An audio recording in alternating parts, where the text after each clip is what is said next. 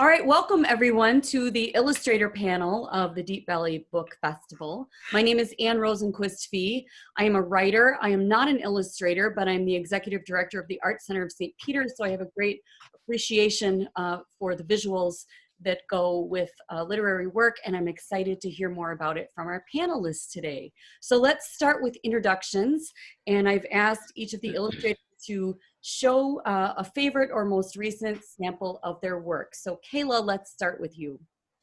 I'm Kayla Olson-Surface. I primarily illustrate for Fox Point Publishing right now. Do a lot of projects on the side. One of my most recent works of art is actually one of my favorites. I just illustrated for Helen Holder, her book, Glorious Gertie's Fabulous Fireworks. And this is Gertie and her cat, Uncle Sam, and they own a little fireworks shop. So it's a really fun story, and it was a blast to illustrate that one. And I also, one of my other favorites was Bobby Bear, in a 10-book series of Bobby Bear. The first book is that he's going fishing, so that was really fun to work on that as well. Excellent, thank you. Ingrid, how about you? Well, my name is Ingrid Kallick, and I'm currently living in Madison, Wisconsin. I do a lot of work having to do with folklore and fantasy. And one of my favorite projects that I've ever done, there's actually two, but there's two folklore books. One is called Two Troll Tales from Norway, and those are original stories collected in the 19th century by Asbjornsen, and they're retold, and they're part of a series that are done by an Australian company. And here's the cover. Okay, let me get it focused. There we go. In true fantasy style, is just blending right into your background to your library. Right, yeah. So what's so great about this company is that they love the original Golden Age style of illustration, and then they specifically hired illustrators who like to do that sort of work. So, and it's been a really great book to do. And then here's a more recent one that came out from Minnesota Heritage Publishing. It's called A Wee Bit of Irish Lace, and that's got a cute little spider who spins Irish lace into a web as part of a larger story. Unfortunately, the author of this just passed away, and it's a good testament to her style and to her memory that this was a special project for her. So Marianne Waldron, this is sort of in memory of her. I've also done some things for Cricket magazine too. And the picture behind me is from Cricket. Yours? Yes. Beautiful. Thank you. Thanks. Eileen. Hi, so my name's Eileen Ruditzel Miller. Everyone knows me as Rudy. And I was trained as a fashion illustrator originally many years ago after art school, during art school, and afterwards I worked in that field for a while. But my work over the years has segued into doing paper dolls and coloring books for Dover publications. So my most recent Dover paper doll book is this book on the Gilded Age of Fashion. So you can get a good idea from this what my style is like. Lots of costume detail in all my work. And the reason I got involved in this panel is because somehow Julie Schrader, who is with the Minnesota Heritage Publishing Company, discovered my work and hired me this year to do a paper doll of the Betsy Tacy series, which actually I had never heard of until Julie talked to me about it originally. And so I read the first 4 books, fell in love with the characters, and we're just about finished with the paper doll book. It's going to be published, I'm probably going to finish the illustrations this week, and it'll probably be published in the next month or so, I think. And Julie is going to be taking pre-orders during the book fair. But anyway, this is the cover for the Betsy Tacy paper doll book. That's very exciting. For Mankato, it'll probably like a citywide holiday or something like that when the paper doll's available. Good. I hope so. I hope so. So I actually, for the paper doll book, I illustrated a lot of the characters. I illustrated the Betsy, Tacy, and Tib, Mom and Dad, the little sister, the big sister, and other friends. So it's pretty extensive and lots of fun clothes for the little girls to wear. That's awesome. For the record, we are recording this a couple blocks away from the Betsy Tacy houses. So that's why that's exciting to me. Okay, great. I'm on the East Coast. I'm right outside of Philadelphia, so I assume you're all in that area, right? I'm in Mankato. Ingrid, where are you? Wisconsin. Okay, and Kayla?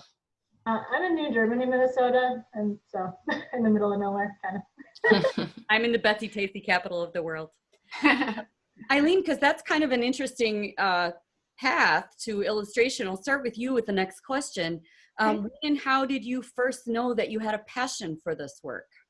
Well, I have been drawing since I was a tiny little kid. So drawing was always my favorite hobby growing up. And when I was in high school, an alumni from my high school came back one day to show us what she was working on in her art school experience, which was a series of fashion drawings. And I never knew that fashion illustration was actually a profession that you could do. And that very day in high school, I decided that's what I was going to become. And I did. I went to Moore College of Art, majored in fashion illustration, minored in painting. And I've always been really lucky to find work in that field or ultimately related fields, because that field kind of disappeared after I worked in it for maybe 10 years. Because that industry was completely taken over, of course, by photography. So a lot of paper doll artists who are out there working right now are former fashion illustrators. So I kind of, I feel like I've always known that that's what I wanted to do, and I've always been really lucky to be able to do it in some form or other. That's cool. That speaks to the value of those guest speakers or those interactions with adults that aren't necessarily your teachers. I mean, how many of us found the path we're on because all of a sudden we were aware that the thing that you love that you didn't even have words for was a thing. Yes, exactly. That's huge. Ingrid, how about you? What was your moment? My moment was a little bit more personal. I think I was about 3, and I was drawing on the inside cover of some expensive book in the house. And instead of getting angry, my mother directed me away and said, here, try drawing on this approved material, paper, pencils, I can't remember what. So I'm like many, many artists where it was just my language from when I was little, and I've always done it. It was really a question of finding out how, you know, where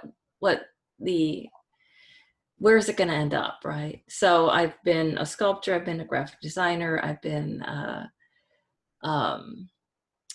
in scientific visualization. I do fantasy art and illustration. But when I had children, I looked at what was out there and I said, gosh, there must be a place for me out there someplace. And my style is more antiquarian, so it's a narrow niche. But there's a place for it, and I've really, really enjoyed doing this kind of work. And I've found that it's very engaging for me as an artist and for the viewer too, because there's just so many little things to find. That's good to hear. So as it's become your profession, it hasn't lost its, when you say engaging, I assume that means it's still compelling to you. It's still immersive and still feels artful. It hasn't gotten slotted into the category of day job drudgery. for you? No, partly because I do a lot of different things. Like right now I'm working on a mural, and sometimes we'll do stage sets. I just try to keep on changing it up. And I just submitted a sketch for another Cricket magazine cover, so that'll be coming out in January. So it's really kind of a juggling act. Cool. Thanks. Kayla, your moment. Yeah, I've been drawing since a young age as well. It was one of my favorite pastimes. Always was, creating characters and drawing on every piece of paper I could find, and so I just always did that, and I never knew could actually become a career one day. So as I got older, that was pretty exciting to see that you could actually do that for a living. So I've always just taken art classes in school. I actually have a degree in the science of video game design and development. So, I've always tried to just keep going and keep practicing and keep it a part of my life. So yeah, just Great. always have done that. I think I'm assuming that a lot of the people watching this panel will be people who are interested in illustration and share what you've described as that spark, that passion for doing this, and hope that it could be a real thing that made you a living. And I wonder if you could each talk, starting with Kayla, if you could talk specifically about any pivotal moment or moments where, I'll back up again and say, I think plenty of people have that passion and then let it go to the side, because it's not an easy path to make something creative your professional identity and something that makes you money and pays the bills. So Kayla, can you talk a little bit about that practical, like making it a practical reality, how you made that happen or how someone made that happen for you? Yeah, so like I said, I never knew it could be a career. And, in high school, they tell you you've got to figure out what you want to do with your life. You have a couple weeks to figure it out, and we're going to get you in college. And so I was sitting there with my sisters, kind of panicking, thinking, what am I going to do with my life? I'm not into sports. I'm not, into science. I love art. And so I was sitting there and we were watching Disney, The Incredibles, if you know that movie. And at the end of it, they have kind of a how we made the movie. And I was just like, that was my aha moment. I was like, I can do that. That's so cool. And so at that moment, I decided I was going to be stubborn, and that was going to be what I was going to do for a living. So, ultimately, I would love to illustrate for Pixar, but living in Minnesota, can only do so much here. So I was really excited when I saw that Fox Point needed an illustrator, and so I reached out to them, and they have a lot of work for me, and I decided to quit my retail job and do this full time, and I'm loving every second of it. And so that was pretty recent that I was able to do that, so that was fun. I'll ask a follow-up question to that and then ask Ingrid and Eileen to address this as well, because I'm not an illustrator. I don't know how it works in terms of whether you have an agent and you're represented, or if you're an independent contractor and you're just needing to constantly hustle. But talk a little bit about that piece of making it a reality. Who pays you and how? Yeah, so, I'm an independent illustrator who takes on contracts with Fox Point and other publishers as well. I can do other projects, but basically, they have a list of books that they might be interested in me illustrating. They go to me and say, hey, would you be interested in this book? And then, we kind of sign the contract, and I work with the publisher, the author, and editor, designer, and we all kind of work together as a team to kind of make the book become a reality and come to life. And so, we just, it's a constant coming up with, your schedule and what can you fit in a day. And that's why I'm glad I can do this full time, because, then I know what time I have to work with. And so, we can kind of communicate and come up with that. I've got about 10 books already that I'm looking forward to illustrating for them. So as long as you can keep those projects going, you know, you can make it kind of a life career. You know, if that makes sense there. Yeah, thanks. Ingrid, how about you? The practical realities. How do you keep that going? As I said before, a lot of juggling. I am an independent contractor, and I work mainly through word of mouth. You know, people who I've worked with before may speak with someone else. I don't have an agent. I think it would be nice, but they're not quite as common in children's illustration as they are in some other fields. The thing is that because I like to switch up so much between different genres and things, that, you know, I pretty much just keep my ears open and see who wants something, and kind of that keeps it interesting for me, because there's always a little variation on what I'm doing and who I'm doing it for. So it's not as continuous. You know, I mean, freelancers will always talk about the gaps, and I experience a lot of gaps, but I fill those with other kinds of work. So. Okay, thanks. And Eileen? I too am an independent contractor at this point in my life. I've had several in-house jobs as an artist, mainly at the beginning of my career and for some years afterwards. But some of those jobs set me up well to become an independent contractor because of the contacts I made and the people who are out there working in various fields, you know, feeding work to illustrators and product designers like myself. I also worked in the product design field because I worked for the Franklin Mint for a while, designing dolls and figurines. So that's kind of another area of my illustration life. So yeah, it's always a hustle though, you know, and it was during one of my slow periods in product design some years ago that I reached out to Dover Publications and just sent work out to them and got a phone call back from the woman who I still work with all these years later, about 10 years later, saying, do you want to do a princess coloring book for me? And that was like, of course I want to do a princess coloring book for you. That was the first job I did for her. And that ultimately led to somehow I ended up in this paper doll world, and it's really grown exponentially. So yeah, you said, you know, you referenced paper doll illustrators, and it makes me curious, like how many of you are there? right. You know, I mean, the paper doll world is really small.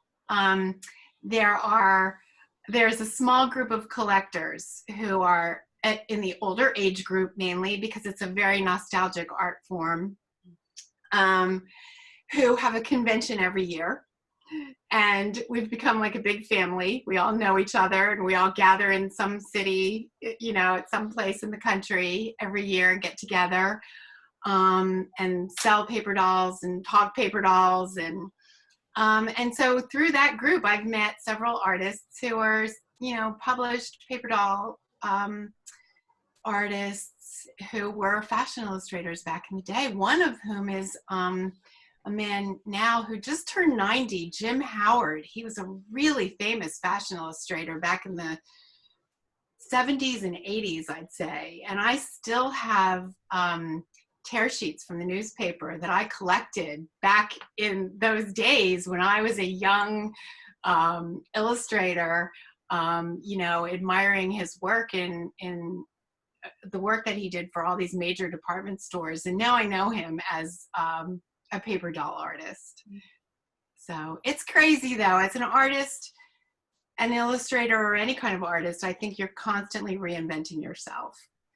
So I started out as a fashion illustrator, then I became a product designer, and then I got into the paper doll publishing world. And so you just have to remain fluid and keep going with the flow. That is a great jumping off point for a follow-up question that I didn't warn you about in advance, but it makes me want to ask each of you how you manage reinvention. How, now that there are demands and expectations that you will stay fresh as an artist and an illustrator, probably a mix of like the consistent style that they want from you when they engage you in a specific project to, still needing to stay inspired. Kayla, how do you do that? Well, I'm always curious to try new art styles, I have a couple styles that I'm just really good at because that's what I've always done. But, recently I've kind of been just trying new things and seeing where it goes, and also trying different like software, different programs to use to create art, because nowadays there are so many different programs out there where there are different brushes you can use, there are different layers you can use, and so there are some programs that you can really create some unique looks. So it's just kind of a matter of experimenting with all the things that are out there and just being willing to step out of your comfort zone and just try something new. If it doesn't work, fine, but you might surprise yourself, and you might come up with a really neat art style, So that's what I kind of like to have been doing recently, and I find it's beneficial. Ingrid, what's your reinvention inspiration strategy? Well, I'm kind of inspired by something Kayla said and something Eileen said. There's this sort of a sweet spot between being stubborn and doing things the way you understand them to be done, and that sort of inner voice. And then there's that fluidity of like, well, maybe I can change my voice a little bit. Maybe I have more range than I thought I did. So it's kind of a dance, you're looking at the way you did things, and there's probably some people out there who want you to be doing them that way again. But then you're thinking, next time they ask me, I'm going to change it up a little bit and let's see how they react. Give them a different sketch, or find a client who wants something just completely out there. And that's fun. I mean, it keeps everything fresh. And, that's what makes us want to do this, right? As writers too, I'm sure. Great. Eileen, anything to add about inspiration, reinvention? I guess one of the biggest changes for me was when computers became part of the program in terms of making art. And I still do all of my artwork by hand originally, but I am now so dependent on scanning everything in. I put all my pages together and do a lot of my background design work on the computer. All of my cleanup is done on the computer. If I have to, change a color of an outfit, sometimes I do that on the computer. So it's just, even though that's been going on now for, many years, it was a big turning point. It was also a big learning curve for me. But I find that I depend on it more and more. And I love it because there are certain jobs I wouldn't have been able to have accomplished prior to, being able to use the computer. So it's been a huge aid for me. And the other thing is simple things like I've always loved drawing people. And that's been my primary focus throughout my career. But every now and then somebody throws in an animal project. And so it was a big challenge for me to learn how to look at animals and draw animals. And, so that's fun too, to really, really stretch your muscles and learn to look at something else besides the thing that you've always looked at and learn about it. Excellent. Thank you. Let's move on to, Kayla, we'll start with you again. The biggest eye-opener in the course of this career for you, what is something that you know now that you didn't know then and didn't expect and might benefit someone else who's earlier on their journey? Well, I never knew I'd have the opportunity to work from home. So that was really kind of fun to realize that that could be a thing. Also, when I first started illustrating children's books, I actually started with drawing and illustrating for my great aunt. And so, you know, that was a very different experience, you know, than stepping into it as a professional career. You know, because before it was just her and I, and now, you know, we've got a whole team of people working to get this book done. And so it's just, that's been really eye-opening to see like that process, you know, in a professional setting, to see really all the different parts that go together to make a book and to make it special and fun. And so I mean, that it's just really cool. And it's cool that like you said, we have so much technology now. The computer is just, you can do things virtually that you couldn't do before. And so that's really opened a lot of, you know, different ways to make a career out of this. So that was cool. I'm going to ask you a follow-up question, because that, you know, depiction of moving from like a very tight two-person team where you really understood each other to a larger group suggests that you might have had along the way in that transition some kind of ego flattening moment or something along those lines. Have you experienced anything like that? Which I would assume then you learn from, because we all have those moments and learn from them. But if you survived anything like an ego flattening? You know, my great aunt, she might have been, you know, a little biased with, you know, how excited she was about my illustrations at the time. So, you know, it's, so now, you know, you've got the opinions of multiple people when you know, submit an illustration or multiple illustrations. You have, you know, these different, you know, oh, change this, maybe change that, you know, so it's wonderful because it helps you grow as an artist. You know, you kind of look at things from a different perspective. Whereas before it was basically just, it's great, yay, let's move on, you know? And so that kind of changed my mindset, you know, to kind of look at things a little more critically and like really pay attention to those little details. So, I mean, it's a good thing. It was a good thing. Ingrid, how about you? Eye-opening moments and potentially ego blows? I'm trying to think. I mean, as a fantasy illustrator, there are some very competitive shows that I try to get into, or annuals, and it's very hit and miss. So every now and then, you know, there's something where you think, well, I got it this time, I got it right, but then it just doesn't work out. And those are good times to look at your work and say, you know, what can I change up? What can I do differently? One of the most important things for that is, you know, this is also good for people who want to get into illustration, is do the one thing that really moves you, that you're really passionate about, and use that to promote yourself. So I find that when I hit those sort of plateaus or walls where people aren't responding the way I would like, I'll try to do some work that's a lot more passion, personal, kind of my own stories, because I also write. So that's my response to getting flattened, is go back to my own voice and see what I can find there. I think that's great. And I would add, from my own experience as a writer, sometimes when something just really isn't received the way you intended, what you learn from that is that that's not your audience. Yeah. Eileen, how about you? Yeah, I love what you said there, Ingrid.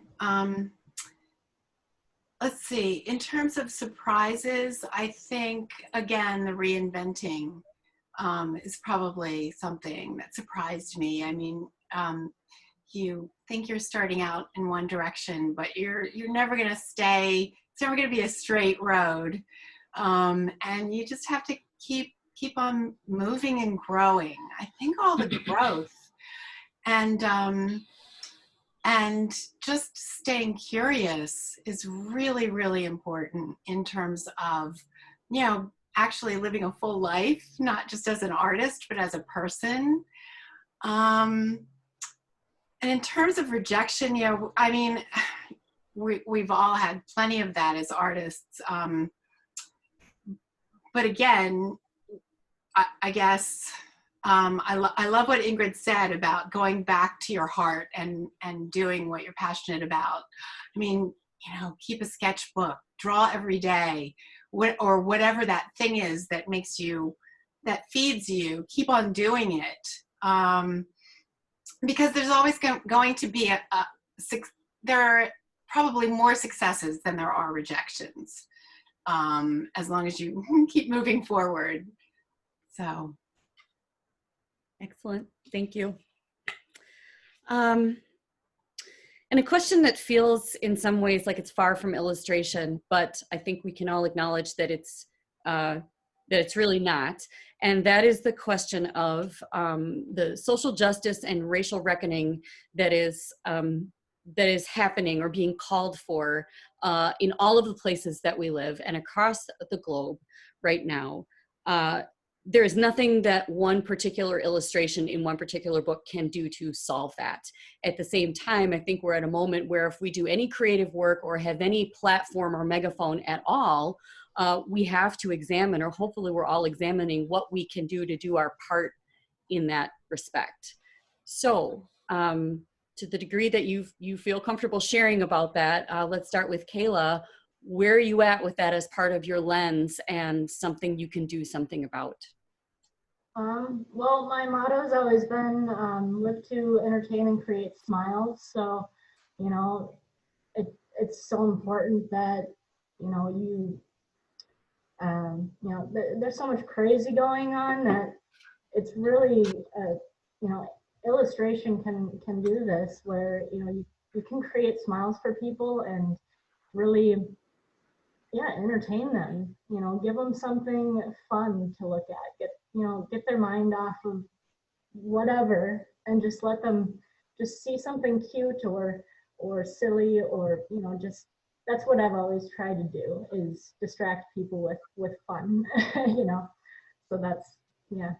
Yeah, and create a softening and maybe some unity over something silly. Yep. Yeah, thanks. Ingrid, how about you? Well, sometimes I do a lot of the same thing on my social media. I have no political content and I put up things that are inspirational. As far as the illustration goes, with folk art, there's usually already a specific ethnic component. But for instance, with Cricket Magazine, there's art direction also, and that is like, include people from lots of different backgrounds in your pictures. And that's kind of, it's a very research and sensitivity laden process, because you can't just take the first image out of the top of your head if it's not from your group or your culture or your background or your economic group. And so you have to go and talk to people, know people, look at pictures, run it by a lot of people.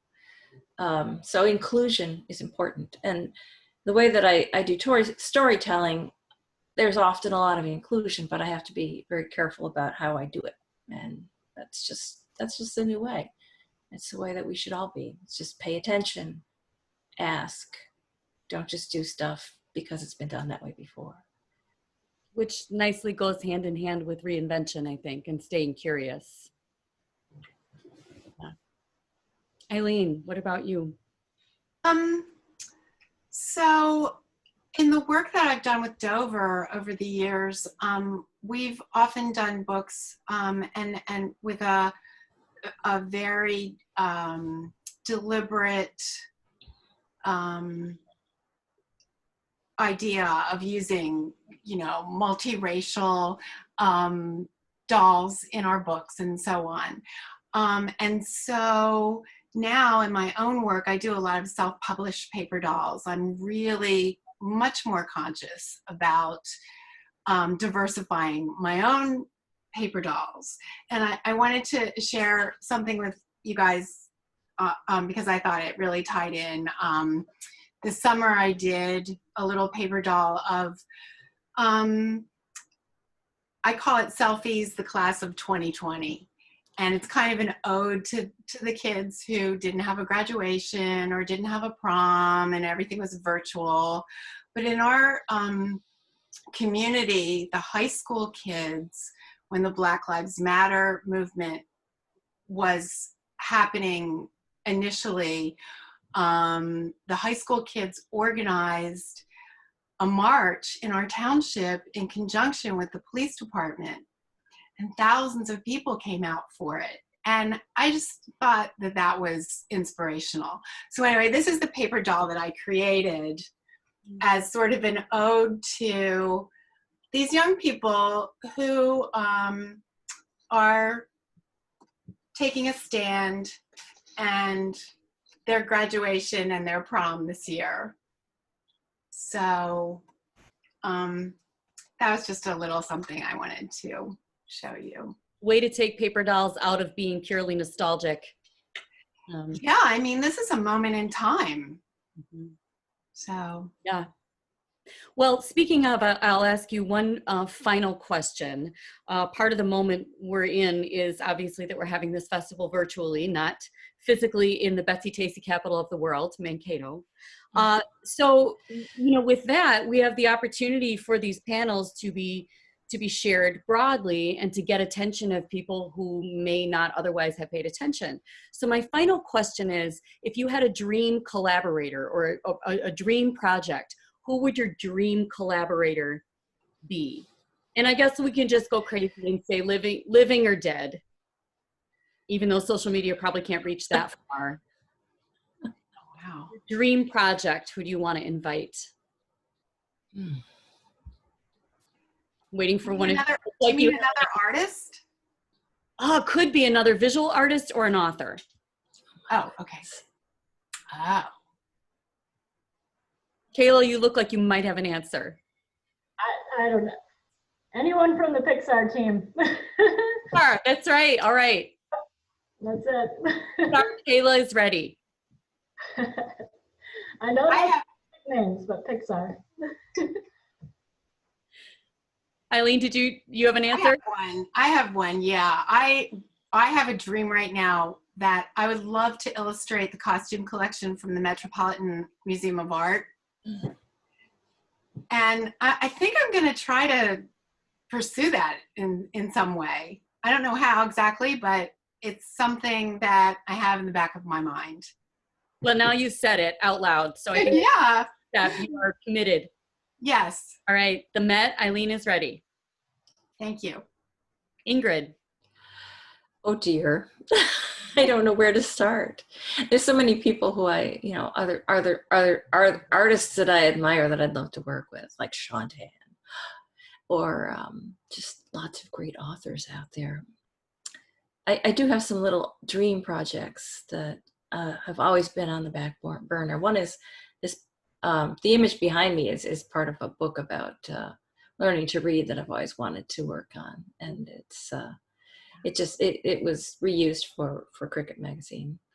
But you know, there's a lot of I would love to do an entire series on Peer Gynt, which is the Ibsen Grieg story, and it's an amazing picaresque story about this bad boy who just kind of goes through life doing whatever and ends up coming to a realization about the wayward nature of his life. So there's all sorts of great stories in history like that can be mined and brought back and modernized and made relevant. So, and it's a dream project, as in you're not pursuing it because that's not anything you're being paid for. Nobody's asking for you to do it. It's just kind of hanging out there as a dream. Okay. Well, then I guess for you, we can hope that another quarantine happens, another shutdown, because then you'll have time on your hands and kind of no excuse, but not, you know, to pursue that. All right, well, this has been really interesting. Some great cross-pollination of ideas. I thank you all, Kayla and Ingrid and Eileen. Thank you for being here, and Deep Valley Book Festival's organizers, thanks for having us. Thank you. Thanks so much. It was great meeting everyone. Yeah, same here.